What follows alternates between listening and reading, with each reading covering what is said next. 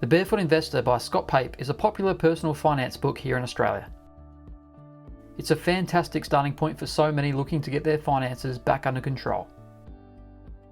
But for all its popularity, there's also one point in particular in the book that we definitely don't agree with. Sit back, listen up, and we'll tell you some more.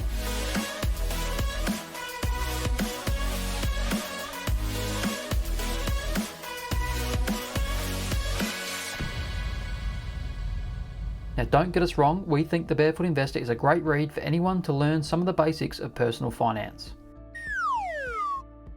We actually did a quick summary of the book and all 9 steps of the Barefoot Blueprint, so make sure you check that video out if you haven't already.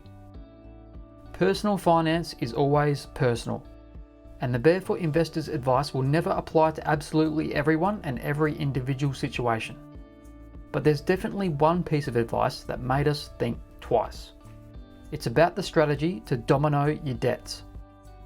The book tells readers to arrange and then pay off their debts from smallest to largest in size. Pape says that this is about celebrating those early wins by knocking over those smaller debts and building momentum. We understand this approach, but it can also cost you a lot of money in the process. Instead, we would generally prefer to pay off our debts with the highest interest rate first to minimise the overall interest you'll be charged. It's an easy change and can make quite a big difference depending on the size of your debts and the interest rates involved. So let's say you have 3 debts to pay off. One of $2,000 at an interest rate of 5%, another of $5,000 at 10%, and a larger loan of $10,000 at 15%. You can afford to pay $500 towards these debts each month. Using the Barefoot Investor's strategy, you would start with the $2,000 loan first, paying it off in just over 4 months. The total cost including interest would be $2,021.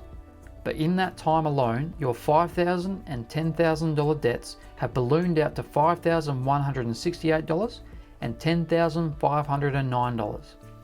Following the Barefoot Blueprint, you would then start to pay down the next smallest loan, and at $500 a month, your now $5,168 debt at 10% interest would take you another 11 months to pay down. That's a grand total of $5,426 including interest charged. In that 11-month period, what was your $10,000 loan has now grown to $12,048 of debt. It would then take you another 2 years and 5 months to pay off this largest debt at a final cost of $14,425.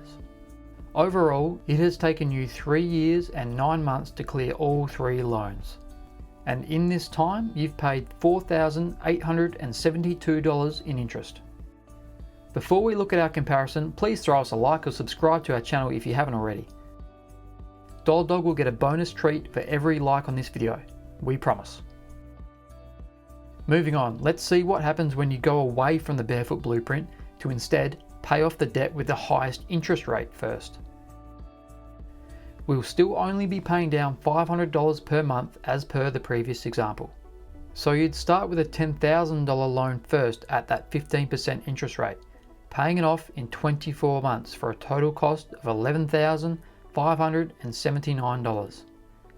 The next highest rate comes with the $5,000 loan, which has now grown to $6,101 over this time period.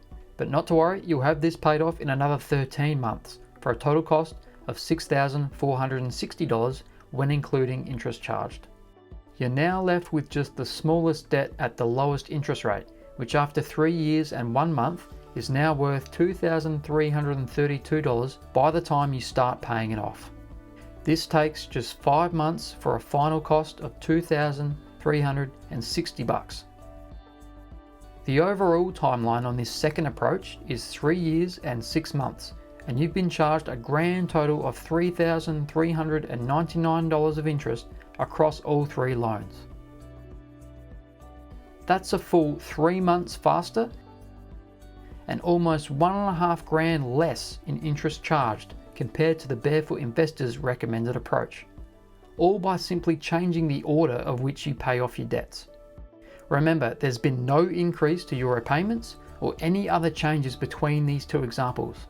It's simply free money back in your pocket, and it's something that anyone can do. There's other bits and pieces in the Barefoot Investor that we don't necessarily follow or completely agree with, but it's this piece of advice that we struggle with the most. But as we said before, generally the book is a great introduction for people looking to open their eyes to the world of personal finance. We still recommend you read it, and there's a lot of great advice in there for people just starting out. Thanks as always for watching, and we'll see you in the next video.